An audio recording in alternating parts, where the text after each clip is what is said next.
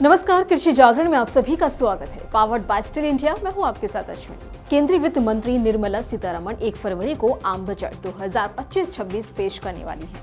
ये उनका लगातार 8वां बजट होगा। इस बार के बजट में अनुमान है कि सरकार ग्रामीण विकास के लिए कृषि सेक्टर को दिया जाने वाला बजट बढ़ा सकती है। इसके अलावा सरकार मध्यम वर्ग, किसान, महंगाई और रोजगार पर भी सबसे ज्यादा फोकस करेगी। किसानों को फसल का वाजिब दाम दिलाने से जुड़े कई कदम उठाए जा सकते हैं। केंद्र सरकार का 2025-26 के लिए बजट 1 फरवरी को पेश होगा और इस बजट में कृषि और उससे जुड़े क्षेत्रों के लिए बजट आवंटन बढ़ाने की उम्मीद की जा रही है, क्योंकि इस बार नेचुरल और ऑर्गेनिक फार्मिंग के साथ ही खेती में टेक्नोलॉजी के इस्तेमाल को बढ़ावा देने पर भी सरकार फोकस कर रही है। इसके अलावा ग्रामीण क्षेत्रों का विकास भी बजट में प्रमुखता हासिल कर सकता है, क्योंकि दोनों ही क्षेत्र किसान, मजदूर और महिला वर्ग से जुड़े हुए हैं। केंद्र सरकार कृषि विकास के लिए बजट बढ़ा सकती है। एग्रीकल्चर एक्सपर्ट की माने तो सरकार इस बार कृषि और उससे जुड़े कार्यों के लिए 1.60 लाख करोड़ रुपए का बजट आवंटित कर सकती है।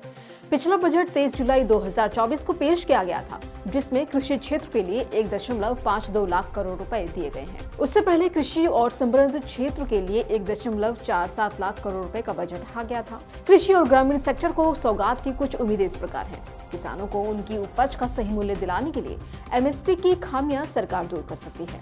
कृषि बाजारों और ग्राम हॉट जैसे वैकल्पिक सिस्टम तैयार करके किसानों को एमएसपी जितना दाम भी दिलाया जा सकता है। पीएम किसान की रकम को 6,000 रुपए से बढ़ाकर 12,000 रुपए किया जा सकता है। सरकार ग्रामीण इलाकों में आवास योजना के तहत आवास निर्माण पर बड़ी घोषणा कर सकती है। मनरेगा और सड़क निर्माण योजनाओं के लिए ज्यादा बजट आवंटन कर सकती है। रोजगार को बढ़ावा देने के लिए ग्रामीण अर्थव्यवस्था को बढ़ावा देने से जुड़े ऐलान भी किए जा सकते हैं। वहीं उम्मीद है कि सरकार एक बार फिर केसीसी यानी किसान क्रेडिट कार्ड की लिमिट 3 लाख रुपए तक बढ़ा सकती है। इतना ही नहीं, बजट 2025 में फसल बीमा योजना का भी दायरा बढ़ाया जा सकता है। संसद की स्थायी समिति ने भी इसकी सिफारिश की थी। रिपोर्ट में कहा गया था कि 2 हेक्टेयर तक की कृषि भूमि वाले किसानों को भी यूनिवर्सल क्रॉप इंश्योरेंस स्कीम की सुविधा मिलनी चाहिए।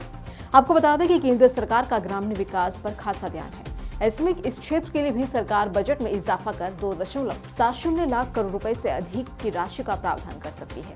पिछली बार यानी 23 जुलाई 2024 को पेश किए गए बजट में ग्रामीण विकास के लिए 2.66 लाख करोड़ रुपए का प्रावधान किया गया था और इस बार के बजट में अफोर्डेबल आवास स्कीम का दायरा बढ़ाने की मांग की जा रही है। इस पर सरकार फैसला ले सकती है और इनके अलावा education, hospitality, auto sector, manufacturing और ग्लोबल सप्लाई चेन तक के लिए बजट में कई बड़े ऐलान किए जाने की संभावना है। डेलाइट के पार्टनर आनंद रामनाथन ने कहा कि चुने हुए क्रॉप क्लस्टर के लिए फसलों पर आधारित कार्यक्रम शुरू किए जा रहे हैं। आईसी और दूसरे शोध संस्थानों के जरिए नई किस्मों के बीजों का लॉन्च और डिस्ट्रीब्यूशन बढ़ाना चाहिए। डिजिटल एग्रीकल्चर और टेक्नोलॉजी सॉल्यूशन को देश में मौजूद मशीनरी से जोड़ने की जरूरत है, जिससे इस पर किसानों का भरोसा बढ़े। फार्मर प्रोड्यूसर ऑर्गेनाइजेशंस का कर्ज देने वाले संस्थानों से बेहतर लिंक बनाने से सदस्यों को कर्ज पाने में आसानी होगी। डेलॉइट की इकोनॉमिस्ट डॉक्टर रूमकी मजूमदार ने कहा कि एग्रीकल्चर वैल्यू चेन मजबूत करने के लिए लंबी अवधि के उपायों पर फोकस रह सकता है। शॉर्ट टर्म में सरकार डायरेक्ट बेनिफिट ट्रांसफर और फूड कूपन्स का सहारा ले सकती है, जिससे रूरल कंपनसेशन बढ़े, क्योंकि ग्रामीण इलाकों में महंगाई ज्यादा है और रूरल डिमांड पर असर पड़ रहा है। उद्योग संगठन PHDCCI के मुताबिक उत्पादकता और आमदनी बढ़ाने के लिए लंबी अवधि के कर्ज आसानी से मिलने की व्यवस्था करनी चाहिए। वेयर हाउसेज और स्टोरेज सुविधाओं को बेहतर बनाकर उपज की बर्बादी घटाने की भी जरूरत है। फिलहाल इस खबर में बस इतना ही। अगर कृषि बजट को लेकर अगर आपके पास कुछ जानकारियां हैं तो हमें कमेंट कर जरूर बताएं। ऐसी खबरों के लिए बने रहें कृषि जागरण के साथ। धन्यवाद।